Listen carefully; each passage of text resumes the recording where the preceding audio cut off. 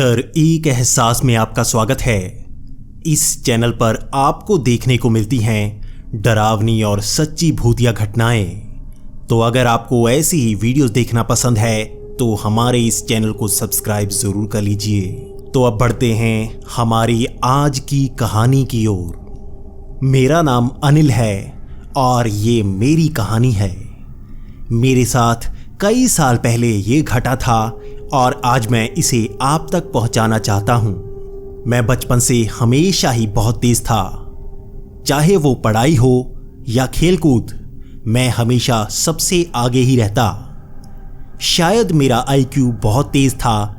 मैं हर चीज को इतनी जल्दी कैच कर लेता कि कोई भी मुझे मात नहीं दे पाता। यही कारण था कि मैंने पढ़ाई के बाद एक बिजनेस शुरू किया और ये बिजनेस बहुत जल्दी इतनी ऊंचाई तक पहुंच गया कि कोई यकीन नहीं कर पा रहा था। मेरा काम इतना अच्छा चलता रहा कि मुझे कोई कमी कभी महसूस ही नहीं हुई। मैंने जिंदगी हमेशा से ही आगे से जी थी। मैंने कभी पीछे मुड़कर नहीं देखा था। मेरा बिजनेस ऐसे आगे बढ़ता गया, मुझे यकीन था कि मेरा तेज दिमाग मुझे कभी ना कभी बहुत आगे लेकर जाएगा। अब मेरे पास सब कुछ था, एक बड़ी कंपनी, एक बेहद खूबसूरत गर्लफ्रेंड और बहुत सारा पैसा। लेकिन मेरे अंदर अब भी भूख थी। वो भूख थी दुनिया का सबसे अमीर इंसान बनने की। मेरी भूख मुझे इतना काम करवाती कि मैं कभी रुकता नहीं। चाहे वो दिन हो या रात, मैं सिर्फ काम के बारे में सोचता। मुझे मेरी जिंदगी में सिर्फ पैसा चाहिए था और मुझे जीतना था। मुझे अपने दिमाग को सबसे बेहतर साबित करना था। लेकिन मुझे इंतजार था मुश्किलों का। कभी तो मुझे ऐसी मुश्किल मिलती जिसको मैं पार नहीं कर पाता, क्योंकि मैं हमेशा से यकीन करता था कि अगर आपको मुश्किलें मिलें तो आप उसे पार कर सकते हैं। लेकिन ऐसी मुश्किल मुझे नहीं लगता था कि मैं पार कर पाऊंगा। मुझे कैंसर हो गया था। ये स्टेज पहली थी और डॉक्टर्स ने कहा था कि मैं इसे पार कर सकता हूं। अगर हम बहुत ज्यादा मेहनत करें तो कैंसर को हराया जा सकता है। लेकिन कैंसर से ज्यादा बड़ी मुश्किल थी मेरा एक ओपोनेंट। मैं उससे आगे निकलना चाहता था और वो मुझसे। लेकिन मैं हमेशा ईमानदारी से काम करता और वो मुझे धोखा देने की कोशिश करता। शायद उसका दिमाग भी मेरे जितना ही तेज था, लेकिन उसका दिमाग गलत तरफ ही चलता था और उसने मुझे धोखा दे ही दिया। एक ऐसी डील जिसे मुझे मिलना चाहिए था वो उसने मुझसे छीन ली। मेरी कंपनी के कई शेयर होल्डर्स को उसने अपनी तरफ कर लिया और मेरी पूरी कंपनी ही वो अपने आप खींच कर ले गया हो। मैं जो अरबपति बन चुका था, अब मेरे पास बहुत कम पैसे बचे थे। मुझे मेरी ही कंपनी से निकाल दिया गया था। मैं अब एक ऐसी जगह पहुंच गया था जहां से मुझे आगे नजर नहीं आ रहा था। एक करोड़ों की कंपनी मेरे हाथ से ऐसे छीन ली गई जैसे वो मेरी थी ही नहीं। मुझे दूसरा झटका तब लगा जब मेरी गर्लफ्रेंड भी मुझे छोड़कर चली गई। तब मुझे एहसास हुआ कि पैसे कितने जरूरी होते हैं। तीसरी मुश्किल, ये कैंसर और बढ़ता जा रहा था। मैं रात दिन काम करता और अब मेरे हालात ये थे कि मेरे मुंह से खून आने लगता। अब मुझे यकीन था कि शायद मैं इससे पार नहीं पा पाऊंगा। डॉक्टर्स मुझे हर वक्त यही कहते कि मैं इतना स्ट्रेस लेने लगा हूं कि मैं इसे पार नहीं कर पाऊंगा। अगर मैं ऐसे ही रहा तो हो सकता है ये मुझ पर जीत जाए और मेरी मौत निश्चित होगी। मैं इतनी ठोकरें खाकर इस तरह गिर चुका था कि स्ट्रेस तो होती ही है। मैं दिन रात यही सोचता रहता कि मैं क्या करूं। मेरी जिंदगी हार चुकी थी। मेरे वो सबसे अमीर होने के शौक अब बहुत दूर हो चुके थे। मेरे तो अपने खर्चे पूरे नहीं हो रहे थे। मैं वो इंसान था जिसके घर में 20 गाड़ियां थीं और अब 19 गाड़ियां बिक चुकी थी और मेरे पास एक छोटी आल्टो कार रह चुकी थी। मैं जो मर्सिडीज में घूमा करता था, आज मेरे पास छोटी गाड़ी थी। मेरा घर बिक चुका था और मैं एक छोटे से घर में आ चुका था। मेरी जिंदगी शायद खत्म होने वाली थी और मैं खुद इंतजार करने लगा था कि मैं कब पूरा हो जाऊं। ये जिंदगी शायद मेरे लिए नहीं थी। मेरी उम्र अभी 25 साल थी, लेकिन मुझे लग रहा था कि मैंने अपनी जिंदगी जी ली है। मुझे अब खत्म हो जाना चाहिए, क्योंकि आगे मुझे अपना भविष्य नजर नहीं आ रहा था। मैंने हर तरह से कोशिश की थी इस कैंसर को हराने की, लेकिन यह बढ़ता जा रहा था। हर डॉक्टर हार चुका था, हर वैद्य हार चुका था। किसी के पास कोई जवाब नहीं था। उन सबका कहना था कि मैं खुद हार मान चुका हूं, तो मैं इससे जीत नहीं पाऊंगा। हारा हुआ इंसान कभी कैंसर से जीत नहीं पाता। लेकिन मैं भी क्या करता, मैं हर तरफ से हार चुका था। लेकिन वो वक्त था रात के 8 बजे का और मुझे फोन आया। ये आवाज बहुत ही भारी थी, जैसे किसी कहानीकार की हो। उसने मुझसे यही कहा कि कल रात 8 बजे इस बिल्डिंग में पहुंच जाना। वहां पर तुम्हें हर सवाल का जवाब मिलेगा और तुम्हारी बीमारी भी बहुत दूर की जाएगी। मुझे पता था कि ये प्रैंक कॉल हो सकती है, लेकिन एक हारा हुआ इंसान कहीं भी कुछ भी कर सकता है। मुझे वही पैसे वापस चाहिए थे, मुझे वही जिंदगी वापस चाहिए थी। मैंने तो सब कुछ करके देख लिया था और मैं ये भी करना चाहता था। वक्त 8 बजे का होगा और मैं इस बिल्डिंग में पहुंच चुका था। ये 5 मंजिला इमारत थी और मुझे 5वीं मंजिल पर जाना था। मैंने फोन करके पूछा कि मुझे कहां पर आना है और मुझे बताया गया कि 5वीं मंजिल पर पहुंचकर तुम्हें सब जवाब मिल जाएंगे। मैं लिफ्ट में पहुंचा और मुझे 5वीं मंजिल पर जाना था, लेकिन इस लिफ्ट के बटन बहुत ही अजीब थे। मैंने ऐसी लिफ्ट पहले कभी नहीं देखी। ये चारों तरफ से आईने की लिफ्ट थी और ऐसा लग ही नहीं रहा था कि ये लिफ्ट ऊपर जाने वाली है। मुझे ये प्रैंक नजर आ रहा था, लेकिन मैं क्या करता। एक 5 मंजिला इमारत पर 66 बटन कैसे हो सकते हैं? यहां पर 66वां फ्लोर भी था, लेकिन 5 मंजिला इमारत में 66वां नंबर क्या कर रहा था? मेरे मन में जिज्ञासा हो रही थी, लेकिन मैं अपने काम से काम रखना चाहता था। मैंने 5 नंबर दबा दिया और लिफ्ट ऊपर को चलने लगी। मुझे हल्का सा झटका महसूस हुआ। ये एक एक करके आगे बढ़ रही थी और 5वीं मंजिल की तरफ जा रही थी। लेकिन हैरानी की बात, ये लिफ्ट 5वीं मंजिल पर रुकी ही नहीं। ये लिफ्ट ऊपर जाए जा रही थी और मुझे ये झटका महसूस हो रहा था जैसे कि ये ऊपर की तरफ जा रही है। लेकिन 5 मंजिला इमारत आखिर 5वीं मंजिल से ऊपर कहां जा सकती है? मैं ऊपर नंबर देख रहा था। वो 5 से 6 हुए, 7 हुए, ऐसे ही 10, 20 और 50 हुआ। इसके बाद 66वां नंबर आया और लिफ्ट अपने आप खुल गई। मैं थोड़ा सा घबराया हुआ और जिज्ञासा से भरा उस लिफ्ट के बाहर आ रहा था। मैं देखना चाहता था कि क्या मेरे साथ प्रैंक हुआ है या ये कुछ अजीब सी घटना है।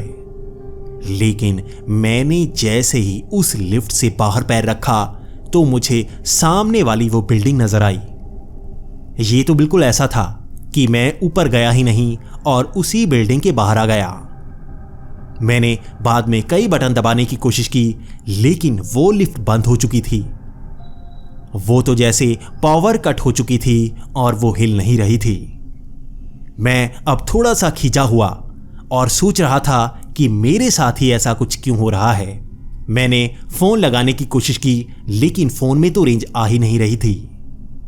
यह काफी अजीब था। आखिर मेरे साथ ये कैसा प्रैंक हुआ था? और मैं गुस्से से उस बिल्डिंग से बाहर निकला। मुझे बाहर वही 2 बिल्डिंग नजर आ रही थी जो इस बिल्डिंग के बिल्कुल सामने थी। मुझे मौसम काफी अजीब नजर आ रहा था। लगभग 10 मिनट पहले ही मैं इस बिल्डिंग के अंदर गया था और मौसम तब बिल्कुल साफ था, लेकिन अब तो बहुत ज्यादा आंधी चल रही थी। इस आंधी में बहुत ही ज्यादा मिट्टी थी। ये मिट्टी बहुत ही मोटी थी। मैंने कभी ऐसी आंधी चलती हुई नहीं देखी। ये मिट्टी मैं हाथ से महसूस कर सकता था। ऐसी मिट्टी हमारे शहर में नहीं मिलती और ये रेगिस्तानी मिट्टी थी। मैं धीरे धीरे चलता हुआ सड़क की तरफ गया जहां पर मैंने गाड़ी लगाई हुई थी। लेकिन जब मैं सड़क पर पहुंचा तो बाहर का नज़ारा देखकर मैं काफी अचंभित था। ये सड़क वैसी नहीं रही थी जैसे पहले थी। मेरी गाड़ी बिल्कुल टूट चुकी थी और उसमें आग लगी हुई थी। सामने वाली सारी बिल्डिंग्स पर जैसे आग लगी हुई थी। ये तो जैसे ऐसा था कि कई हजार साल बीत चुके हों। मेरी गाड़ी देखकर ऐसा लग रहा था ये कोई बहुत ही पुरानी गाड़ी है, इस पर जैसे जंग लग चुका है, लेकिन फिर भी इससे आग निकल रही थी। मेरे होश फाख्ता हो चुके थे और मैं चलता हुआ सड़क से आगे जाए जा रहा था। ऐसा नज़ारा मैंने जिंदगी में कभी नहीं देखा था। मेरे सामने तो ऐसा था जैसे बहुत सारे साल बीत चुके हों और हर तरफ तबाही आ चुकी हो। मैंने देखा कि सारी बिल्डिंग्स खराब हो चुकी हैं। मैं सड़क के आगे गया। वही चौराहा जो पहले हर वक्त व्यस्त रहा करता था वो बिल्कुल खाली था। उसकी मूर्ति भी टूटी हुई थी और वहां पर बहुत सारी मिट्टी थी। पेड़ों के तने बिल्कुल बिल्डिंग्स के बीच से निकलते हुए ऊपर तक पहुंच गए थे। कुछ ही समय में इतने ज्यादा पेड़ नहीं लग सकते और मेरा दिमाग बहुत ही ज्यादा चल रहा था। मैं जैसे ही चलते आगे जा रहा था तो मुझे बहुत सारे लोग मरे हुए नजर आ रहे थे। वो सड़कों पर गिरे तड़प रहे थे और कुछ लोग तो ऐसे थे जिनका आकार बदल चुका था। मैं कई लोगों को देख चुका था जिनके ना तो हाथ थे और ना ही पैर। वो सड़क पर गिरे तड़प रहे थे और मैं बहुत ही घबराया हुआ उनके बीच से निकलता जा रहा था। जब मैं आगे गया तो मुझे बहुत ही अजीब से जानवर नजर आए। वो जानवर जैसे लाशों को खा रहे थे। मैं बहुत ज्यादा डर गया और मैं एक तरफ भागने लगा। तभी मेरा हाथ एक बिल्डिंग पर टच हुआ। तब मुझे महसूस हुआ वो बिल्डिंग कितनी गर्म है। वो तो जैसे आग के शोलों की तरह धधक रही थी। मेरा हाथ लगा और मुझे सड़न सी महसूस हुई, लेकिन मेरा हाथ जला नहीं। मैं हैरान था, इतनी जलन के बावजूद मेरा हाथ जला नहीं था, लेकिन मुझे दर्द महसूस हुआ था। ऐसे ही चलते हुए मैं अपने घर की तरफ जाना चाहता था। मैं जानना चाहता था कि यहां पर हुआ क्या है और मेरा घर अब भी सही सलामत है या नहीं। ये तो जैसे कयामत आ गई हो। क्या सच में यहां पर कयामत आ गई थी? क्या मैं समय यात्रा करके बहुत आगे आ चुका हूं? मेरा दिमाग सवालों से भर चुका था और मुझे जवाब चाहिए थे। तब मेरी नजर बिल्कुल सामने पड़ी। वहां से बहुत सारी रोशनी निकल रही थी। ये रोशनी सूरज से कई गुना ज्यादा थी। मुझे ऐसा लगा कि हो सकता है परमाणु बम का हमला हुआ हो और यहां पर चारों तरफ सारी दुनिया को तबाह कर दिया गया हो। मैं हमेशा से सोचा करता था कि परमाणु युद्ध हुआ हो तो ये दुनिया बच नहीं पाएगी। एक देश दूसरे देश पर इस तरह परमाणु हमला करेगा कि वो बच ना पाए, और इसका जवाब देने के लिए वो देश भी तो ऐसा ही परमाणु हमला करेगा। अगर ऐसा ही विश्व युद्ध हो जाए तो हमारी धरती का क्या होगा? क्या सच में ऐसा ही हुआ होगा? मैं यकीन कर चुका था कि मैं भविष्य में आ चुका हूं। मुझे यह पता करना था आखिर ये हो क्या रहा है। क्या मैं सच सोच रहा हूं? अब मुझे उस रोशनी की तरफ जाना था। शायद वहां पर मुझे कुछ पता लग पाए। मैं जैसे ही उस रोशनी की तरफ जा रहा था तो मुझे पता लग रहा था वो रोशनी काफी छोटी सी जगह से आ रही थी। ये एक छोटा सा कमरा था जो बिल्कुल सड़क के बीच बना हुआ था। मैं उस कमरे के पास जाता जा रहा था और वो रोशनी बहुत ज्यादा बढ़ती जा रही थी। मैं उस कमरे के बेहद पास जा चुका था और अब मुझे उसके अंदर जाना था। ये एक बहुत ही छोटा सा कमरा था, लेकिन वो बहुत ही प्राचीन ईंटों से बना हुआ था।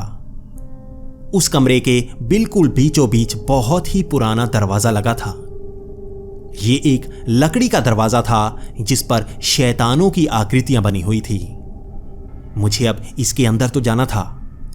मैं डर से काफी थर-थर कांप रहा था, लेकिन मेरे सवाल मुझे इस तरफ खींच कर ला रहे थे। मैंने वो दरवाजा खोला और मेरी आंखें फटी की फटी रह गईं। मेरे सामने एक सिंहासन नजर आया और उस पर आग लगी हुई थी। वो चारों तरफ से जल रहा था और उस पर एक आदमी बैठा हुआ था जिसके सर पर 2 सींग थे। उसके 2 सींग से आग निकल रही थी और उसकी आंखें भी बिल्कुल लाल थीं। उसके चेहरे पर एक मुस्कान थी और वो मेरी तरफ एक टक लगाए देखे जा रहा था। मैं कुछ समय वहां घबराया हुआ उसके सामने खड़ा रहा, लेकिन उसके बाद मैंने एक सवाल पूछ ही लिया। मैंने उससे कहा कि आप कौन हैं और यहां क्या हुआ है? मैं कहां हूं? क्या मैं भविष्य में आ गया हूं? उसका जवाब बहुत ही अलग था और मेरे लिए काफी झकझोरने वाला। उसने कहा, मैं नर्क का देवता हूं, मुझे ही सब शैतान कहते हैं। तुम भी नर्क में आ चुके हो और तुम देख सकते हो यहां पर बिल्कुल धरती का उल्टा है। जो भी जहां भी मरता है उसे यहां पर लाया जाता है और यहां पर धरती जैसा वैसा ही वातावरण देकर उसको कष्ट दिए जाते हैं। यहां से साफ होकर ही उसे दोबारा जन्म लेना पड़ता है। तुम भी नर्क में आ चुके हो और तुम्हें भी यहां पर देखना होगा आखिर क्या हो रहा है। मुझे मेरे सवालों के जवाब मिल चुके थे। मैं यही सोच रहा था कि मैं नर्क में आ चुका हूं और शायद उस लिफ्ट में मेरी मौत हो गई होगी। शायद इसी तरह से मौत अपनी तरफ बुलाती है और जब हम मर जाते हैं तो हम इसी तरह से नर्क या स्वर्ग में जाते हैं। ये जगह बिल्कुल नर्क जैसी थी और लोगों के हालात ऐसे ही थे। वो आधे कटे इंसान शायद नर्क की सजा भोग रहे होंगे। उसके बाद मेरा सवाल यही था कि मुझे नर्क क्यों दिया गया? आखिर मैंने जिंदगी में क्या किया था जिस कारण मुझे नर्क मिला? मुझे जानने की जरूरत थी। आखिर मैं ऐसा क्या गलत कर पाया जिस कारण मुझे नर्क मिला? उस शैतान के चेहरे पर हंसी थी, लेकिन उसके पास मेरे सवालों के सारे जवाब थे। उसने कहा कि आओ तुम्हें शहर घुमाता हूं। नर्क में कैसा शहर है आज तुम्हें दिखाता हूं। तुम्हारे सब सवालों के जवाब तुम्हें रास्ते में ही मिलेंगे। मैं और शैतान सड़कों पर चले जा रहे थे। उस शैतान से ऐसी रोशनी निकल रही थी कि हर कोई जो उसके पास आता वो उससे दूर भागने की कोशिश करता। शायद उसकी गर्मी वो सब सह नहीं पा रहे थे, लेकिन मुझे वो रोशनी तो बहुत ज्यादा लग रही थी, वो गर्मी इतनी ज्यादा महसूस नहीं हो रही थी। वो शैतान जहां से गुजरता सब लोग जैसे तड़पने लगते। तब उसने मेरे सवालों का जवाब देना शुरू किया। उसने कहा कि तुम्हें नर्क अभी मिला नहीं है, तुम्हें थोड़ा सब्र करना होगा। तुम्हें यहां पर इसलिए बुलाया गया है ताकि तुम्हें नर्क दिखाया जाए। तुम्हारी जिंदगी किसी का अच्छा करने के लिए थी, लेकिन तुम कर नहीं पाए। तुम्हें कैंसर हुआ, तुम उससे जीत सकते थे, लेकिन तुम जीते नहीं। जो भी आत्महत्या करता है उसे नर्क मिलता है, और जो खुद ही मरने को चाहता है वो भी नर्क में आता है। तुम भी उस कैंसर को हरा सकते थे, लेकिन तुम उससे जीत नहीं सकते। तुम्हारे अंदर यही शक था। तुम उसे हरा पाते, लेकिन तुम तो खुद हार चुके थे। तब मेरे मन में भी कई सवाल उठे और मैंने कहा कि मैं ऐसी जिंदगी नहीं चाहता था। मैं हमेशा से बहुत तेज था। मैंने इतना पैसा कमाया, मैंने कहीं खर्चा नहीं किया, मुझे कुछ नहीं मिला। मेरी जिंदगी बहुत बदतर थी और कई बुरे लोग मुझसे आगे निकल चुके थे। मुझे अपने दिमाग का सही इस्तेमाल करने का मौका ही नहीं मिला।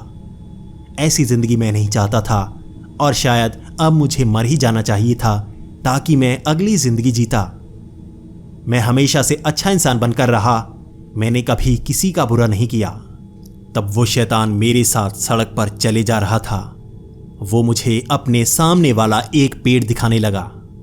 उस पेड़ पर एक आदमी चढ़ा हुआ था और वो लकड़ी को चबा रहा था। वो बार बार बहुत ज्यादा रो रहा था और लकड़ी को चबाने की कोशिश कर रहा था। उसके पास ही एक और बड़ा पेड़ था जिस पर बहुत सारे फल लगे हुए थे। वो फिर भी अपनी लकड़ी को चबा रहा था और अपने पेड़ पर लगे सब्जियों को तोड़कर नहीं खा रहा था, लेकिन उसके पेड़ की सब्जियां नीचे गिर रही थी और नीचे बिना टांगों वाला एक इंसान पड़ा था। नीचे पड़ा वो आदमी बहुत ही खुश नजर आ रहा था, लेकिन उस पेड़ के ऊपर चढ़ा वो इंसान बार बार रोता जा रहा था।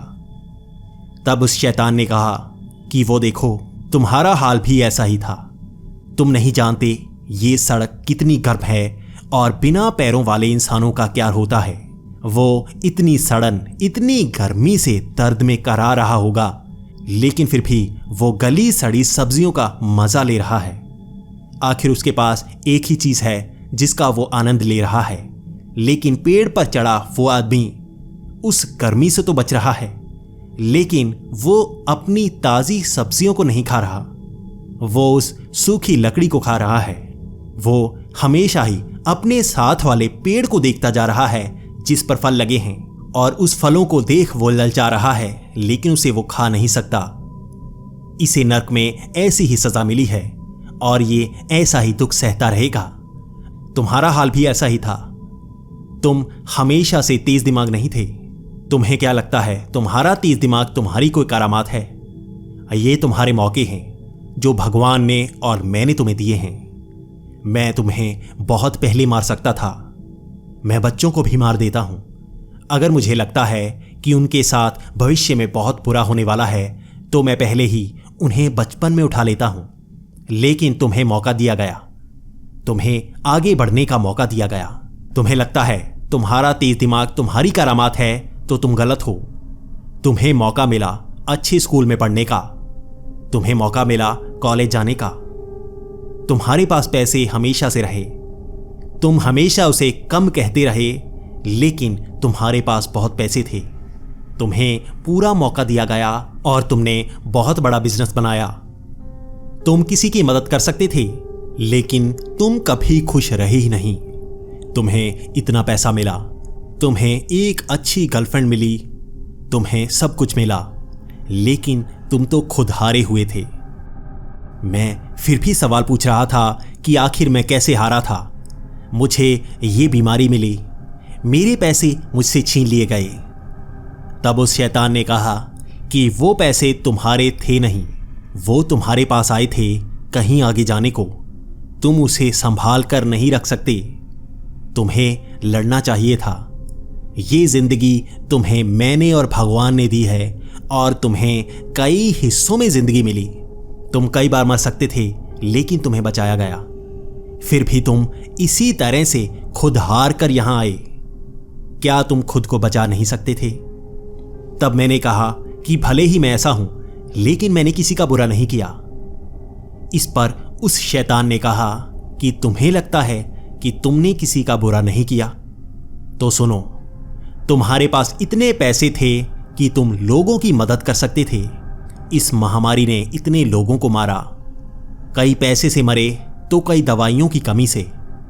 तुमने कभी किसी की मदद नहीं की। तुम्हें तो खुद सबसे अमीर बनना था। तुमने कभी ये सोचा ही नहीं कि लोग कैसे मर रहे हैं और तुम उनकी मदद कर सकते थे। तुम्हें लगता है कि तुमने किसी का बुरा नहीं किया, लेकिन तुम बताओ, अगर किसी का तुम भला नहीं कर सकते तो क्या तुमने बुरा नहीं किया? किसी का भला ना करना भी बुरा करना ही होता है। तुम्हें यह दुख था कि तुम्हारे पैसे चले गए, लेकिन फिर भी तुम्हारे पास इतने पैसे थे कि तुम कई जिंदगियां बचा सकते थे। लेकिन तुम तो इतने निकम्मे थे कि खुद की जिंदगी नहीं बचा पाए। तुम उस छोटी सी बीमारी से नहीं लड़ पाए। मैं उस शैतान की हर बात को सुनकर अंदर से टूटता जा रहा था। मैं बहुत ज्यादा टूट गया था और मुझे अपनी हर गलती का एहसास हो रहा था। मैंने कभी जिंदगी में पैसे से आगे सोचा ही नहीं। मुझे प्यार मिला, लेकिन मैं सिर्फ पैसे का सोचता था। मुझे दुनिया का सबसे अमीर आदमी बनना था, लेकिन वो पैसे का मैं करता क्या? आखिर मेरे पास ये सोच तो थी ही नहीं कि मैं क्या कर सकता हूं।